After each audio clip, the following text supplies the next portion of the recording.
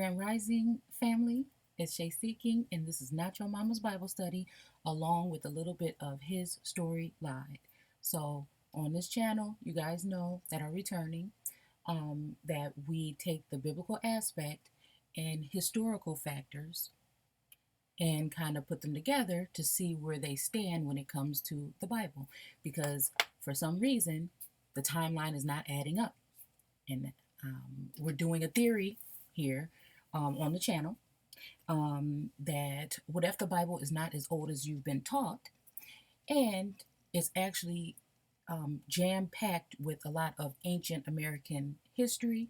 Now, we already know about the fact that there were Aboriginal American, okay, so-called blacks um, under a different name or term prior to paper genocide and other forms that have removed said people from any connection to here. Is like putting African on their name and saying that all these people came from Africa, when in all actuality there were only 250,000 or so-called Africans brought into the Americas prior to, during the slave trade, the transatlantic slave trade, and that's North America, okay? And then the numbers don't add up from there because the population of said people grew so fast. We all know from anyone that's really doing this type of research these days that it was impossible for them to do what they said they had done at that period of time with the tools that they had, and also coming along the Atlantic Ocean. So this could not be possible. There would have been, you can do your own research because lots of people are coming out with different ways of showing that this is quite impossible. You can do your own research on that subject and matter because that's not what this video is about. But again, they lied about everything. So you might as well just take everything that you learned in the indoctrination station that they call schools, and in your indoctrination station two that we call churches, and just let it go. This is the only way that you're going to be able to empty your cup and fill it up with something that is closer to what we may want to consider truth. Because the truth is not something that we are going to get from any of this research. All of this information is secondhand information passed down. It's up to you to use wisdom, knowledge, discernment, and guidance from the spiritual realm, ancestors, whatever you want to call it, in order to and while using discernment, in order to sift through this information. Starting with the information that they chose not to share, even though there was an abundance of these writings and people that wrote this way about ancient Egypt and America, and all of the things that the ruins that are sunken along the borders of the Americas and the islands. There's plenty of things stating that so-called black people were already here prior to 1492, and that more of those so-called black people were removed from this plane. And when we talk about continents, I'm just going to use one. I'm going to use the Americas and Afro-Eurasia, okay? Because whether it had been India or Asia or whatever it was prior to, I wouldn't think Africa because that would be one of the older terms, the newer terms. But to each his own. Whatever you want to call, I'm going to call it, because I'm from America, and I know that from the Rudy to the Tootie, that this land was one prior to colonization. We're just going to refer to it like that because we're going back into that time. And then when it comes to that plane, we're just going to call it Euro-Afro-Asia. Okay? I don't have anything against African peoples. They are, I'm pretty sure some of them are aboriginal to that plane. And I also think that a lot of those people maybe have come from this plane. And I think that it would be very, I don't know. We can go way further than that, but again, I digress. Because even if you look at, I'll just say this one last thing. If you look at the continent of Africa and all the countries and how it's broken up now, yes, there are a lot of darker view people there, but you have to also keep in consideration that most of the people in northern Africa are lighter toned people. Now, Okay. And then if you go ahead and look over to Egypt, which is still a part of Africa, if you really look at it that way, then you would see that those people are not the original peoples of that land, but some type of an offspring or immigrant or alien or foreign to that land. Okay. Or like I said, or they sprung from the Aboriginal, and these are different sub races or subgroups. Um, you'll see that even in that realm, the skin tone has changed severely, and I'm pretty sure that there are still Arabic and um, Moroccan and all these other people in a darker view, but society has chosen to only show us the lighter view people.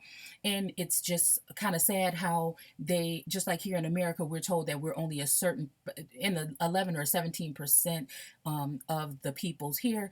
But again, it's all baloney. This is their thing that they put on to enslave and use a caste system on the people on the plane or on Earth. Um, and again, earth can be interchangeable with people in your biblical uh, concordance. And when it comes to, sometimes when it comes to definitions. So again, when we look at this, we really have to ask ourselves, and you look at the vast amount of Russia and China, and then you see that even in India, there's still a darker view, Dalit people or outcast people. I haven't really seen that much reference of it in China, but I know they were there. I know they were in Japan, and I don't see that much of a reference in Japan. But the Philippines, again, we see how it's all mixed up. But when you look at the Americas and you look at the islands and you see the darker people, this landmass does have more territory. Oh, speaking of Africa too, the southern portion, of course, there are darker view Africans that, or they don't call themselves Africans, but groups that still live there. But then again, that there's a lot of that land that has been held onto by so-called white farmers or peoples. So again, when you look at that, could we be looking more towards America being older, since our pyramids in South America are older, some of our mounds are older?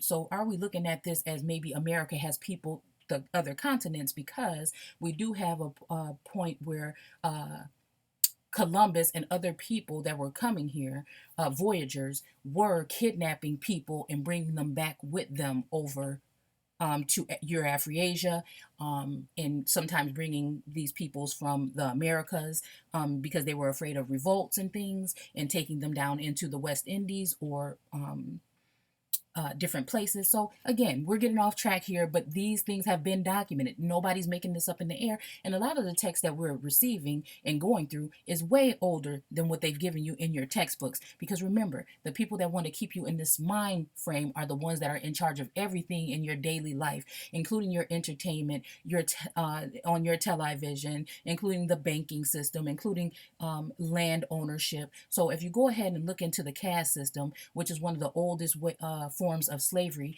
in the world, that was created so-called by the God of creation, then you'll see how these people work. Okay.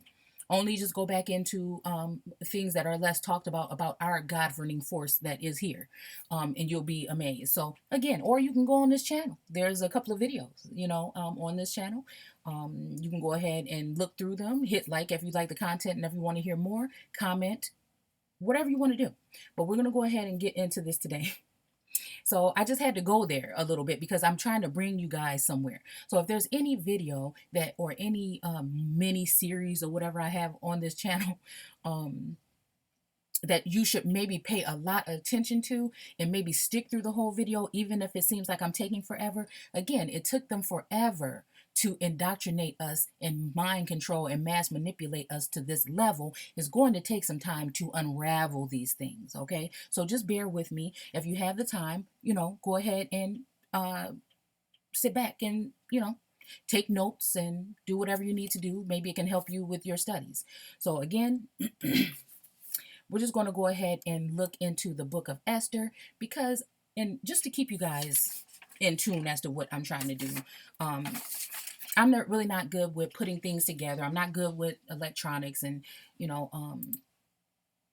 I'm not good with video, doing all this stuff. So this is the best way that I know how to do it. But so that I don't keep you guys that may not be into this here for too long, or even you guys that are giving me your time, which I do appreciate every moment that you spend listening to the videos. But sometimes I notice that the really good juicy parts with the very factual connecting information are sometimes toward the end of the video, and sometimes people just don't want to listen that long. So I'm going to go ahead and give you a couple of pointers here if this might even work. This is just something random that I'm just about to try, so that you can see where I'm kind of going with this video. Okay. So, okay. So let's go ahead and look at the book of Esther. We know that we're talking about Vashti. We're talking about one of the kings. We rarely talk about God in this chapter at all. We're talking about eunuchs here. We're talking about people conquering lands and taking over lands. We're talking about Media and Persia. And then we're talking about India and Ethiopia and Ahaz,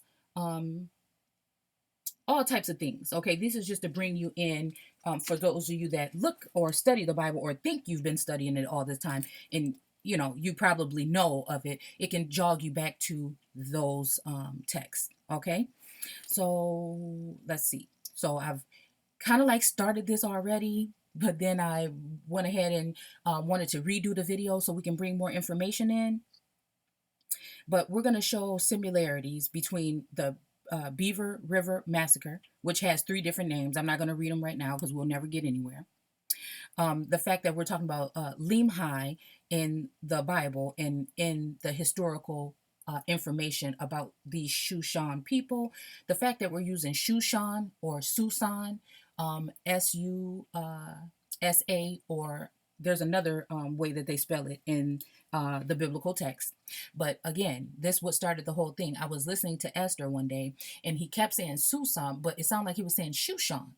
And I'm like, Shoshone, that reminds me of like an Indian tribe or something. So it made me go back into the whole thing and start looking at it. And then I found out that, we are talking about the West, and we are talking about the fact that there is an Asian persuasion there. Who can tell you when it got there? I don't know. They tell us 15,000 years or something, but and they want us to think that these are the original people. But then again, who knows? You know what I'm saying? So we are dealing with the fact that Russia used to own Alaska. A lot of the Eskimos, I can't say the the word or the term.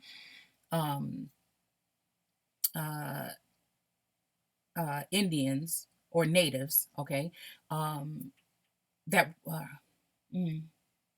okay, that are still in that area today that look more Asian. There's tribes that came through there and went down into South America, into the I want to say the Andes. So there's a lot of historical factors that's going on here. Then we also look up to Canada, or sometimes I'm thinking, are we talking about Canaan or or the land of the Canaanites, or in that sense in the biblical way? I know it's spelled with K sometimes, Canada. But anyhow, I look at that, and then I look at the fact that there is, when you look at your map, there's a whole bunch of land that's kind of like disturbed up there above the northern part of Canada. And I always wondered what possibly could have happened. Or was that always? Because I don't think it was always like that on all of the maps. So we're getting off track here, but because there's just so much I want to say to you guys. So yeah, we're looking at this. We're looking at the dates, January 29th. We're looking at the fact that hundreds of women and children were killed. In this text in Esther, it's talking about a certain war and amount of people that were killed. And then it also talks about the amount of soldiers that were killed, and that some of these troops, some of these natives or Indians or these people, okay, had killed 10 of one of these invaders or colonizers' sons.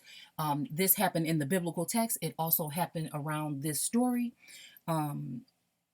There were 300 people that were killed one day, And then the next time that they came, they killed 500. We're going to talk about that in the text, and we're going to talk about this along the guidelines of this Bear River massacre and other things that happened historically around these people, this area, and things like this. Okay, we're also going to talk about the fact that Ahas. There is, I believe, a county or a town or something that I think I glanced across last night, where there in Idaho, where one of these tribes would reside, would be a place called that to this day. But it's spelt differently. Okay, we're going to talk about the fact of Vishna or Vashi or Vashti, and then oh yeah, this is later. Ashko. Wait, Ashka. I don't know. I'm gonna have to maybe Google that. So let's see. Let's see. Okay, and then we're going to talk about like the Chamberlains and what their jobs were. We're going to talk about in real life, and then in the historical factor, and then in the biblical. Okay, we're going to talk about empires and kingdoms. Now, there's not going to be any information really on these kingdoms when it comes to the American part of this. This is the part that is hidden and tucked away. Okay, but there absolutely is. Okay. Um, they don't want you to think that there were empires here prior to Indians being on the go or nomadic. Okay. They want you to think that they were always in some type of teepee when, again, there were also, who knows what happened when things broke out, people mixed, people moved around. What I'm trying to tell you is there were some prominent empires here in the Americas prior to any of this stuff that we will never get that information. They want to start you off at them being Plains Indians or people, in the tents. Not, they don't really want to talk about any of the hieroglyphics or the markings on the wall or the areas that are where sides of cliffs and things were inhabited by people. They don't want to talk about this, okay? In the mainstream education system, they just want to keep you on the go, basically. And the same thing with so-called African Americans. They want to keep you thinking that you came from Africa when 90% of us have never even been to Africa, and more than likely 3 generations down were never there, and more than likely none of them were ever there of 90 something percent of the American Negroes that so-called went through slavery or had their ancestors so-called go through slavery when they were really just prisoners of war because people came in here and took their land and then redefined them and gave them used paper genocide and treaties and lies and wars and weapons in order to enslave them, kill them, and take their goods. So again, let's just get that all the way straight right now. So, when most of you guys hear that you have Indian in your family, it's probably a fact or true, and you need to go ahead and start doing your genealogy. Again, I'm stuck in mine. It saddens me, but I cannot get past a certain point, even though I will keep trying. But that doesn't mean that I would not want others to go ahead and do this. Okay, this is each one. I don't like using really teach one because we're not really. I don't call myself a teacher. I'm just someone who's sharing. I'm a seeker who's sharing. Okay, so we're going to talk about the fact that Hadassah, we're going to talk about Hadassah and Esther, and then the being her uncle's daughter. We're going to talk about Sacagawea and how one of her daughters ended up being adopted by one of her uncles, and so on. Okay, we're going to talk about, let's see, there's lots here that I have to, go back and forth with. We're going to talk about this festival that we're talking about in the biblical aspect in real life, and how this festival of gifts may be talking about something around the fact of uh, uh, Valentine's Day. Um, we're going to talk about, let's see, um, and I'm going to show you these things. So I just want, this is what you, if you're, it's kind of like a table of contents or whatever. So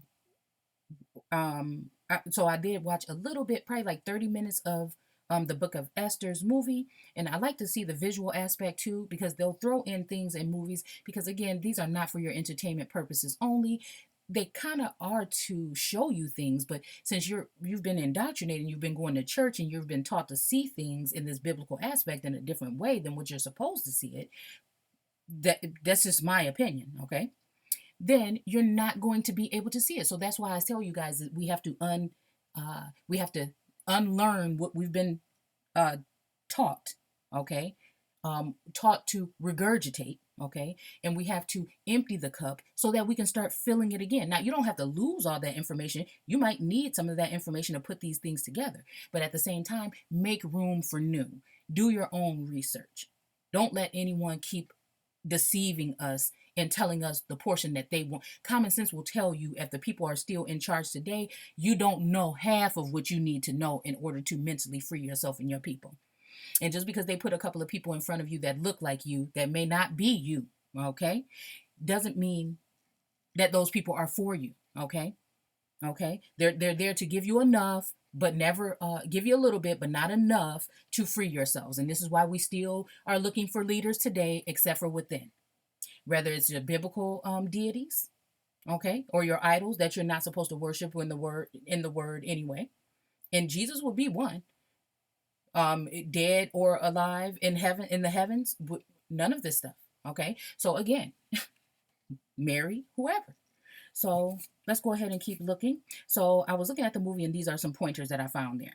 That the Shoshone, I mean, not the Shoshone. So I looked in history and saw that they lived in kind of like cliffs or earthy works. Okay. Then it makes you wonder what's really underneath those mounds. Okay. In the city I live in, I ride past mounds. I think that they're mounds every day with schools and houses and buildings built all over it. It's a very, it's the part of town, it is very, okay. I'm not going to define it the way that, you know, society wants me to, but it seems to be a stricken area in need of some type of revival. Okay. Um, that has nothing to do with the people that live there and who they are in their core, but the neighborhood seems like it should be, needs to be restored or cared for. Okay. Um, and nobody can expect anyone to do that but the people that are living there. Okay. And I know it's hard. I know people don't like to hear things like that, but again, um, we are waiting on people to do things for us that's never going to happen. Okay. So again, I just feel like every time I see these areas, because I keep an eye out for them, um, and it just seems like most of these areas that I feel like are built on these graveyards or these mounds are normally places that are in like a poverty style state today. And it makes me just wonder. It just really does. So in this movie, these people lived in like mountain cliffs, okay? And then I noticed something in the movie that they showed right in the very beginning, that a lot of these women were walking around with baskets full of marigolds or dandelions and flowers, baskets of flowers through town, to go to find out that in real life, these people have something with marigolds that is that used to be or could possibly still be something that is spiritual for them. You'll notice that in movies like this, they don't dare put so-called darker view people or black people in any of these leading roles as king or anything. They will always, and it will rarely ever change. Okay, in the mainstream, they always put people in a lighter view, and this may not be telling a lie because you'll notice that the kings are very light, and then the servants that serve them usually have dark eyes and dark, somewhat wavy or curly hair. And then you'll notice that the other people that are like cast out, they'll put a little bit more paint on their skin to make them look tanned or really dark, or sometimes give them a little bit more of a uh, thicker, darker hair, okay, and more tanned. Okay, so you can see it as you go through the movie.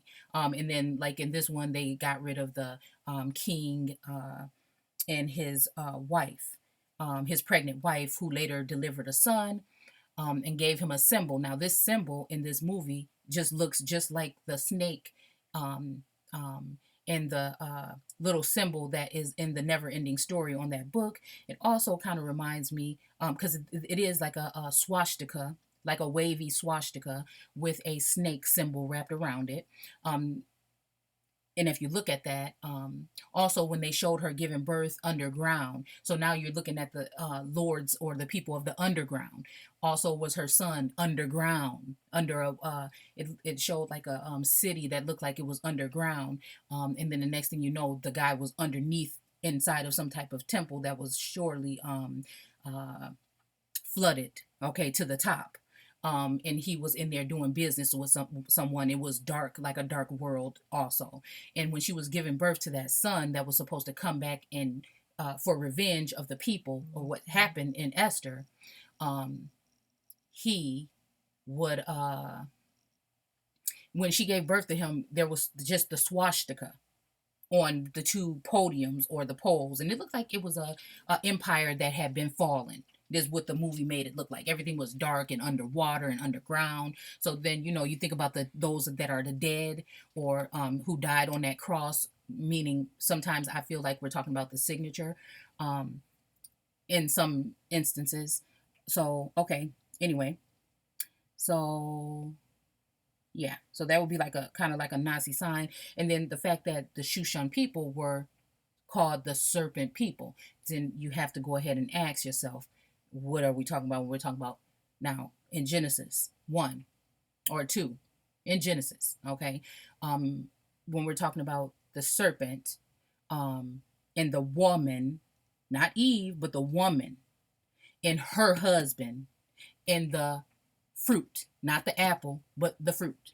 Okay, I like to be very literal because all of this stuff means something. If somebody is having you say, "Oh, Eve ate the apple," and that verse says nothing about Eve or an apple, that is something that is, like I said, the way that religion has smoothed over, like you're reading something that you're really not, and you don't even have the proper definitions of a lot of these words in the text. And this is what I mean by people thinking that they're reading. Yes, you're reading it, you read it for 50 years, but do you have an understanding? Have you gone ahead and looked in other texts? Have you done the Nag Hammadi scriptures or texts? Have you looked at the emerald tablets? Have you looked into the Book of Mormons? Do you use only the King James Version to study, or do you use different texts in order to study? What do you do to assure that you are obtaining a proper information when you're looking? Do you use etymology, any types of dictionaries, different concordances, or do you stick with the same ones? So again, are you in church where a pastor that is there to lead you to them green pastures, while I said a snake in the grass is coming up on you know what? So, are those people, some of them knowing and some unknowingly, misleading you? Like this text says in the Bible, are you letting another man deceive you by going into these dens of vipers? Okay, because it is said that these pastors or these leaders would be misleading the people at some point in time. So, have you checked lately to see if this what it could be? Okay. So again, and just so happened that the 10 sons had died in the text, and 10 sons died during this battle or with these people. I'm just saying during their their story. Okay, so from the grand from okay. Oh yeah, I didn't find anything really about this crystal that the girl Hadashi or whatever received from her grandmother or her parents before they passed away or they died. Who knows how they died? Because I guess we can see that if someone doesn't actually comply, okay, they can be kicked out for good. And that, I think, is another form of dying. And this is why the serpent said, you're not going to die that kind of death. I know a lot of stuff is repetitive, but I'm telling you, once you start looking at it this way, it just clicks into play. There's nothing that nobody can do to waver some of these things once you see them. So I was looking at some of the weapons that the people use because they made it a fact in the movie to show one of the guards with his weapon, and it had the like a axe, a double-edged axe, and then the two prongs. And I always register anything with the prongs or anything to Hades or gods of the lords of the underworld. But anyway, I looked at their weapons, and they did use some kind of like an axe type of uh, maybe like a tomahawk kind of thing. But the two prongs, I'm not sure because I haven't gone all the way through. I just glanced at a couple of things. So the fact that we are talking about in this movie, I don't know if it was Hadassi, that had the crown on. She was the queen. No, Vashti was the queen that didn't want to come with the king. And in the movie, they're going to show her. And I'm going to show you some of these clips here. I took pictures of it. She has a crown on that is that looks exactly like a crown of Shiva, or again, when I kept hearing Vashti or Vashna or Vishna, I was thinking Shiva. And some people think it's interchangeable, but again, none of that really matters. We're just looking at what, we're not going that deep. That's something that you'll have to do on your own. It's just the way I'm seeing it offhand. Okay. So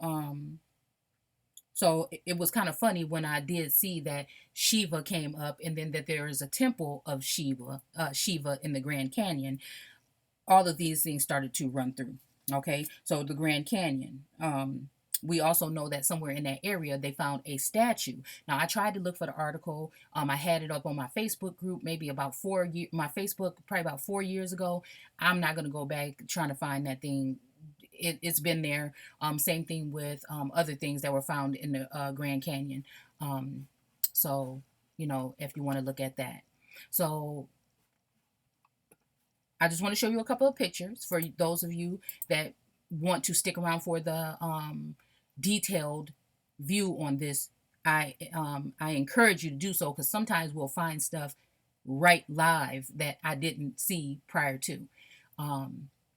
And again, none of this is probably going to make sense to a lot of people. I know I'm talking to a very small amount of people that are in this light. Okay, there's a very small amount of people, and I'm not going to go to the extent to call them chosen at this moment. I'm just going to say that there's people that have been naturally enlightened or led, okay? And you have to follow that calling, or your life, and this is what this energy does. It'll make you miserable. It'll make you to the point where you can't even continue your everyday if you don't dig in and delve in and start to share this information. So it's kind of like a calling. It is. That's why I like to say this, that this is the great Aboriginal awakening, not just for America, but I'm here in America, and I'm talking to my people who have been deceived on a massive scale. And so that's who I'm talking to first. Okay. Could some of these other groups of people have been here too? That is for them to determine, and we can do it together. But again, the history of the so-called blacks in America and the natives in America has been hidden the most. And I think that a lot of these Caucasians or so-called white people need to go ahead and do their research too, because I just have a feeling, okay? Because but then I'm iffy on that, because there's no other time in history that hundreds of thousands, like they said, came here from Africa, came into the Americas, but during the late 1800s, when there was lots of aliens, immigrants, foreign immigrants, people coming from different places and coming here, like we talk about in Genesis 1, when they said stock the creatures that God had told them to make, stock them with the fish, or stock them with whatever, and bring them in droves, basically.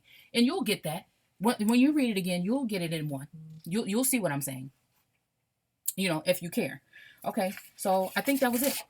Okay, and then I noticed that there were some statues with some type of like afros, and then I noticed that the kingdom in this we'll go ahead and look at a couple of images, and we're going to go into showing these things, okay? So I know that the kingdom resembled the Hoover Dam right away to me. So I went ahead and looked that up too. So let's just go ahead and see if we can open up some of these files of these images. Now, you know what? I'm not. Um, hold on one second. I'm going to get a new window. Okay. So now we can go ahead and open these, because I know it's probably going to open up. I'm going to try to open them up all at one time, because some of us are very visual, and some of us, you know, it's very, very, very, very, very, very interesting how this is working out, you know. Okay. I think seek and you shall find, and that people are lacking, no matter who said it and why, are perishing because of lack of knowledge. And I think that, you know, we just really need to wake up.